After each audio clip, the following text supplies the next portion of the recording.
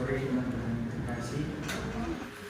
Saya akan memberikan bacaan yang diambil dari kitab Lukas pasal 10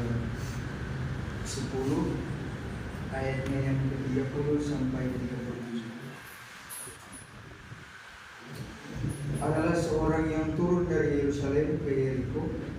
Ia jatuh ke tangan penyamun-penyamun yang bukan saja merampoknya habis-habisan, tetapi yang juga memukulnya, dan yang sesudah itu pergi meninggalkannya setengah mati. Kebetulan ada seorang imam turun melalui jalan itu. Ia melihat orang itu, tapi ia melewatinya dari seberang jalan. Demikian juga seorang Lewi datang ke tempat itu.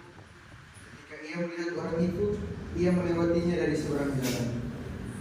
Lalu datang seorang Samaria yang sedang dalam perjalanan ke tempat itu. Dan ketika ia melihat orang itu, tergeraklah hatinya oleh belas kasihan. Ia pergi kepadanya lalu membalut luka-lukanya, sesudah ia menyiraminya dengan minyak dan anggur.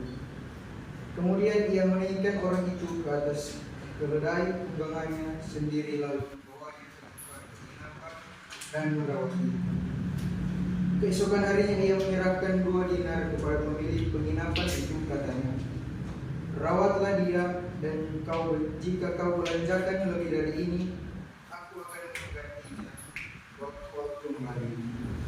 Siapakah di antara ketiga orang ini menurut pendapatmu adalah sesama manusia dari orang yang jatuh ke tangan penyamun itu? Jawab orang itu, "Orang yang telah menunjukkan belas kasihan kepadanya." Kata Yesus kepadanya, "Pergilah dan perbuatlah demikian."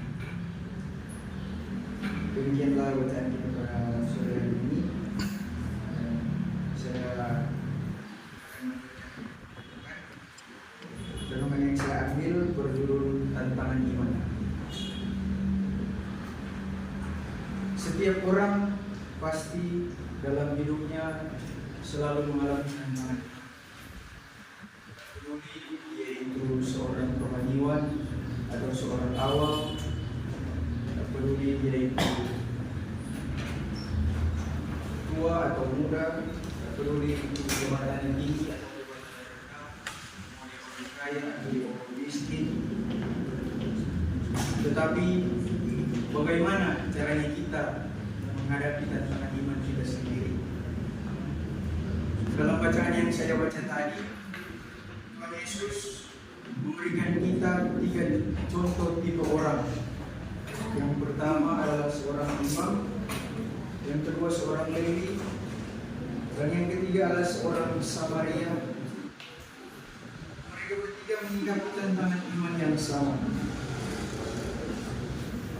Kita bisa melihat bahwa tingginya pangkat seseorang tak menunjukkan ia memiliki tingkat kedewasaan dan kebijakan yang lebih di dalam menyikapi tantangan iman. Tak perlu kita berkecil hati atau putus asa ketika dihadapkan pada tantangan iman. Saya rasa semua orang pasti mengalami tantangan iman.